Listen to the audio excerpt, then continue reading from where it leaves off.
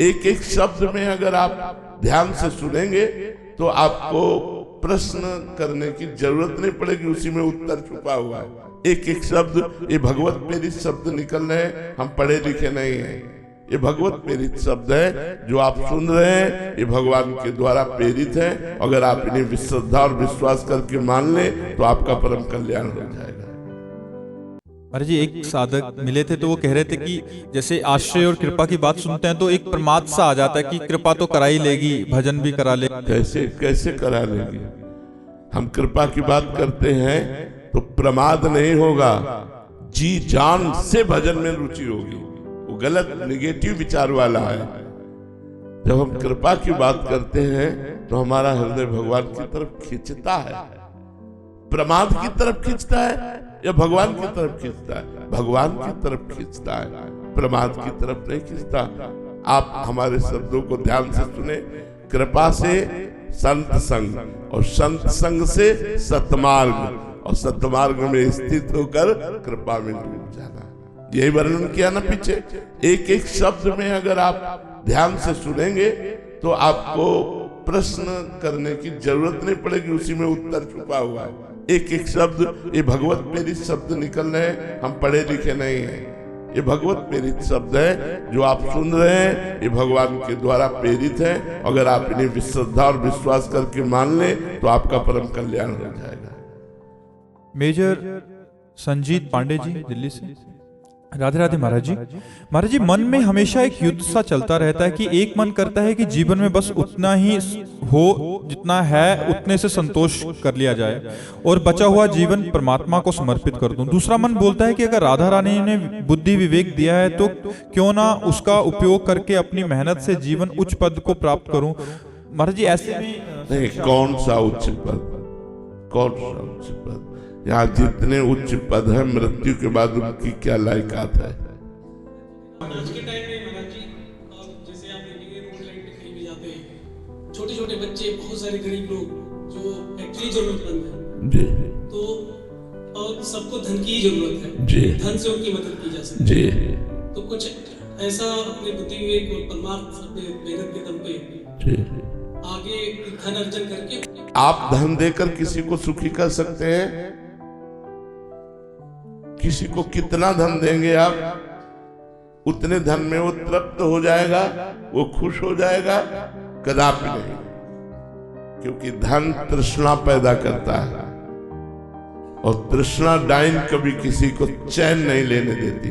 ए भाई, जब तक रिटायर नहीं होते तब तक राष्ट्र की सेवा करो, और जब रिटायर हो जाओ तो भगवान का नाम जप करते हुए जो भी तुम्हारे पास बुद्धि है, विवेक है, तन है, वो समाज सेवा में लगाओ। नए नए लड़कों को व्यसन रहित, व्यभिचार रहित बनाकर उनको भारतीय सेना लायक तैयार करो। ऐसे करो। संसार के दुख को मिटाने के लिए भगवान भी अवतरित हुए और बड़े बड़े संत महात्मा भी आए, लेकिन नहीं मिटा। उन्हीं का मिटा जिन्होंने उनकी बात मान ली। सबका दुख नहीं मिटा सकते, सबको कर्मों का भोग भोगना पड़ेगा। आप मान ले, आपका दुख मिट जाएगा। आपकी सद्भावना को हम नमस्कार करते हैं, लेकिन धन से किसी को तृप्त नहीं किया जा सकता। चंद रुपए देकर हम किसी के दुख नहीं मिटा सकते। अगर दुख मिटाना है तो उसको ज्ञान चाहिए, उसको संतोष चाहिए, उसको विद्या चाहिए। अगर हमको आध्यात्मिक विद्या मिल जाए तो देखो, फटी लंगोटी पहने हुए भी महात्मा बादशाह का बादशाह है। देखो संतों को, कोई उघार है, कोई ऐसे हो, बड़ी प्रसन्नता है। धन या भोगों से किसी को सुखी नहीं किया जा सकता, उसको विवेक दे के सुखी किया जा सकता है, उसको ज्ञान दे के सुखी किया जा सकता है, उसको परमात्मा में लगा के सुखी किया जा सकता है। और यहाँ का कोई भी पद टिकाऊ नहीं है। मरने के बाद तुम्हारा शरीर छूट जाएगा तो तुम्हारा पद क्या तुम्हारे साथ जाएगा? परम पद की आकांक्षा करो, भगवत प्राप्ति की आकांक्षा करो। राष्ट्र सेवा करते हुए हम भगवान को प्राप्त हो। तो खूब नाम जप करो, पवित्र व्यवहार रखो, और जो तुम्हारे पास बुद्धि है, विवेक है, तन है, धन है, वो दूसरों की सेवा में जहां तक बने लगा दो। लेकिन बिना विवेक के कोई सुखी नहीं हो सकता। धन से तो कोई सुखी हो ही नहीं सकता, ये तो पक्की बात है। 1 लाख दोगे तो 2 लाख की आवश्यकता खड़ी नजर आएगी, पक्का समझ लीजिए। आप कभी उसको पूर्ण नहीं कर सकते। पूर्ण तो संतोष से होगा, संतोष विवेक से होता है, विवेक सत्संग से होता है, सत्संग भगवान की कृपा से जो आपको मिल चुका है। आप सत्संग के द्वारा प्राप्त ज्ञान से अपना कल्याण कीजिए और दूसरों का मंगल कीजिए। नेहा यादव जी गुरुग्राम से, राधे राधे महाराज जी। महाराज जी, हमारी आगे क्या गति होगी? पुनः जन्म होगा या भगवत प्राप्ति होगी? ये हमारे जीवन के केवल अंतिम क्षणों की स्थिति पर ही निर्भर करता है, पूरे जीवन का सार भी नहीं, अंतिम समय पर निर्भर करता है। जैसे पूरा जीवन भरत जी भगवान ऋषभ देव जी के पुत्र हैं, तो पवित्र धर्म में आचरण किए, फिर धर्म में राज्य का पालन करके उसका त्याग किया, राज्य का, और गंडकी नदी के किनारे जाके खूब डट के भजन किया। एक हिरन के बच्चे पर दया गई, उसे पाल लिया, और पूरी आसक्ति हिरन के बच्चे में हो गई, तो मरते समय हिरन का चिंतन हुआ, तो अगला जन्म उनका हिरन का हुआ। तो खास बात है अंतिम निर्णय। आपका अंतिम समय क्या स्मरण होता है? अगर अंतिम समय स्मरण भगवान का हुआ तो इसी जन्म में मुक्त हो गए, और अगर संसार का हुआ भजन करते रहे हो तो भजन तुम्हें धनी मानी सम्माननीय और लोकप्रिय और भक्त परिवार में जन्म देगा, और फिर भजन करने की प्रेरणा होगी, और फिर भजन होगा, और जब भजन तुम्हारा अंतिम समय भजन ही रहेगा तो आप मोक्ष को प्राप्त हो जाएंगे, आपका कल्याण हो जाएगा। गीता जी लुधियाना से, राधे राधे महाराज जी। महाराज जी, जब श्री कृष्ण भगवान के सोचने मात्र से सारे दुष्टों का संहार हो सकता था, तो उन्होंने अवतार ग्रहण करके हमारे लिए अवतार लिया। हम उनको कैसे गाते, हम उनकी लीला कैसे गाते, हम उनको कैसे जानते हो कितने सुंदर हैं, कैसे जानते हो कितने भक्त भयारी हैं। अगर वो माखन चुरा के खाते हैं तो अपने भक्तों के लिए आग भी खा जाते हैं। मुंजा टवी में आग लगी तो सबसे कहा आंख मूंद लो, और आग को पी गए। अगर वो हमको विविध प्रकार के सुख देने के लिए अवतरित ना होते तो हम उनका लीला चरित्र कहां से गाते, हम उनकी लीला भूमि में कहां से वास करते। ये वृंदावन उनकी लीला भूमि है। भगवान विनाश के लिए अवतरित नहीं हुए थे, भगवान प्रेमियों के लिए अवतरित हुए थे। प्रेम भगवान का भी भगवान है, जो भगवान को अधीन रखता है वो है प्रेम। प्रेम पाने के लिए और प्रेम बांटने के लिए भगवान का अवतार हुआ था। एक कंस रावण आदि को मारने के लिए एक संकल्प से जिनके भ्रकुटी विलास सृष्टि लय हुई, उनको अवतार लेना पड़े। अवतार हम प्रेमियों के लिए लिए थे, हम उनके चरित्रों को गा गा करके जी रहे हैं।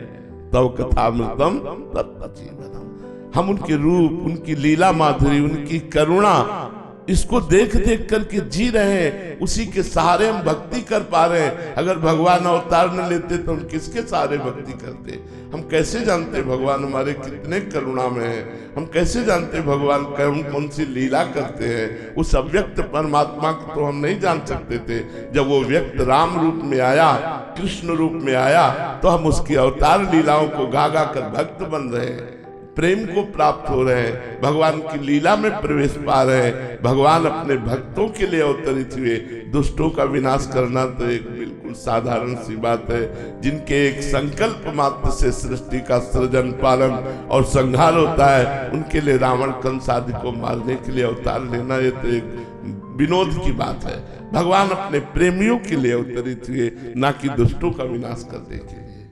भोजेश्वर जी ऑस्ट्रेलिया से, राधे राधे महाराज जी। महाराज जी, आप कहते हैं कि वृंदावन में आना श्री राधा रानी की कृपा से ही होता है, पर कभी कभी ऐसा प्रतिकूलता का अनुभव होता है, ऐसी कठिन अनुभव या अपमान का सामना करना पड़ता है कि जो कभी पूरे जीवन में, तो ये महाराज जी ये अनुभवों को, ये कृपा है, ये भी कृपा। जैसे आपका एक्सीडेंट होकर के कई जगह से शरीर टूटना था, और आप वृंदावन आए, यहाँ आपको धक्का लगा, मुंहभरा गिर गए, अंगुली टूट गई। एक अंगुली टूटने से आपका पूरे शरीर का एक्सीडेंट बच गया। अब वो पार्ट तो आपको पता नहीं कि मैं बचा क्या। बड़ी कृपा की ठाकुर जी ने अपने घर में मुझे अपमानित करके बहुत बड़े संकट से बचा लिया, बहुत बड़े पाप से बचा लिया। भगवान ने अगर यहाँ हमें दंड दे दिया तो हम बाहर बहुत बड़ा दंड भोगते। भगवान की बड़ी कृपा हुई जो वृंदावन में चोट लग गई, वृंदावन में गाली मिल गई, वृंदावन में कोई धक्का लगा दिया, वृंदावन में कोई अपमान मिल, ये तो बड़ी कृपा है भैया। इसको निगेटिव विचार में क्यों देखते हैं, पॉजिटिव विचार में देखिए, ये तो बड़ी कृपा। यदि धर्म करते हुए दुख मिले तो बड़ी कृपा, कोई बहुत बड़ा अपराध का नाश भगवान कर रहे हैं, ऐसा सोचना चाहिए। अन्नू जी कुरुक्षेत्र से, राधे राधे महाराज जी। सतगुरुदेव भगवान, आपसे जुड़ने के बाद किसी भी रिश्तेदार व संबंधियों से बात करने की इच्छा नहीं रहती, फिर भी जब वो संपर्क करते हैं तो प्रायः किसी न किसी की निंदा होने लगती है, जिससे मेरा चित्त विचलित। नहीं, निंदा आदि तो बिल्कुल नहीं होना चाहिए, इससे परमार्थ बिगड़ जाएगा। बात जरूर करना चाहिए। जैसे आपने कहा ना कि रिश्तेदारों से बात करने को मन नहीं करता, तो ऐसे हमारा भी मन नहीं करता। लेकिन मन ना करते हुए भी भगवान ने जो हमें कर्तव्य दिया है, जो हमें सेवा दी है, वो हमें करना ही चाहिए। तो चाहे बीमार हो, चाहे शरीर में कितना भी कष्ट हो, अगर बोलने लायक है तो हम आपके बीच में बैठते हैं, आपके प्रश्नों का उत्तर देते हैं। ऐसे ही हमें हर कार्य जो धर्म में है, समाज के कल्याण के लिए है, उनको ना चाहते हुए भी हमें करते रहना चाहिए। क्योंकि जैसे जैसे भक्ति बढ़ेगी वैसे वैसे मन में असत भोगों के प्रति, असत संबंधों के प्रति निरुत्साहित हो जाएगा, कोई उत्साह नहीं रह जाएगा। भगवान के प्रति जो ममता और आसक्ति पैदा होती है, वो भोगों की, गलत भोगों की, गलत संबंधों की, सब आसक्ति का नाश हो जाता है। ये सब झूठे संबंध है, ना कोई हमारा पिछले जन्म में था, ना कोई आगे जन्म में होगा। तो इस जन्म में कौन है? 50, 60, 70 वर्ष की आयु में पूरा नाटक करके और फिर मर गए, फिर कोई नहीं। दुनिया में लाखों का मेला जुड़ा, हंसा जब जब उड़ा तो अकेला उड़ा, कोई दूसरा साथी नहीं। फिर नया जन्म, फिर नए रिश्ते लाते, फिर नया जन्म, फिर नए रिश्ते लाते। ये नाटक चल रहा है माया का। इसी को मिटाने के लिए हमारा मनुष्य जन्म हुआ, हमें सत्संग मिला, हमें श्री जी की कृपा से ये सुनने को मिला कि मेरे जीवन का उद्देश्य क्या है और उस उद्देश्य की पूर्ति कैसे होती। तो अब मुझे अवसर खोना नहीं चाहिए, इसी जन्म में भगवत प्राप्ति का मार्ग तय करना चाहिए।